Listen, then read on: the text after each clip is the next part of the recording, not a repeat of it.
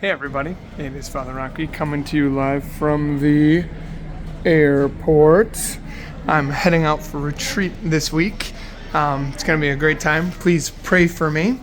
But really quickly, right here from the airport, I wanted to just talk to you guys quick about the spiritual works of mercy, which are to admonish the sinner, instruct the ignorant, counsel the doubtful, comfort the sorrowful, to bear wrongs patiently, to forgive all injuries, to pray for the living and the dead, right? These are incredible things that we can do to make a difference in the lives of others.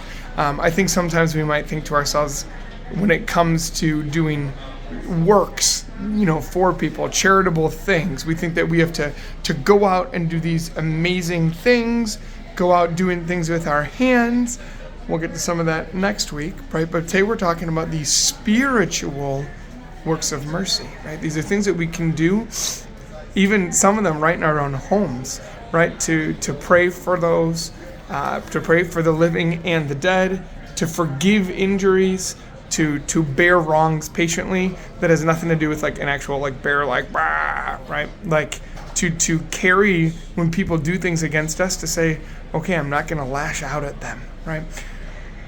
These are all spiritual works of mercy, right? What is mercy? Mercy is undeserved love, right? So it's choosing to love another even when they don't deserve it. Sometimes when people like to forgive wrongs, sometimes people might hurt us, and we might think to ourselves, okay, I'll forgive them if they apologize, if they show that they're not going to do it again, if they show that they're, that they truly are sorry. Guess what? Sometimes people might do something to hurt you and they might be glad that they did it. But if you hold on to that, and you hold on to that anger that you have because of that, all that's going to do is hurt you. They don't care that you're angry, right? All that does is it hurts you, right? If we're angry and you hold on to that anger, it affects us. It brings us down. It makes us agitated. It takes away our peace. Whereas if we say, you know what? I'm going to repeat what Jesus did on the cross. Father, forgive them, for they know not what they do.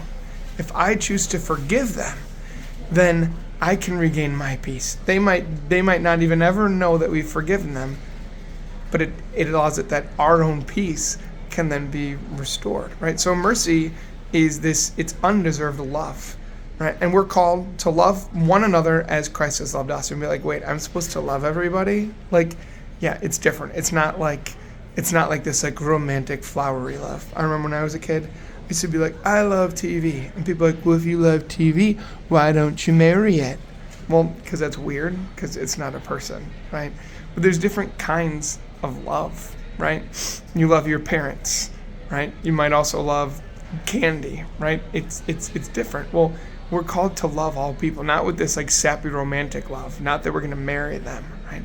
But we're called to love them, and love means that we simply are willing to sacrifice for the good of another and do what we need to do to bring about the good of another, right? And the spiritual works of mercy, it's this mercy that we offer to others, even if they don't deserve it. Right? So I encourage you today to pray and ask the Lord to give you the strength to love as He has loved, right? To love others the way He loves you, which is infinite.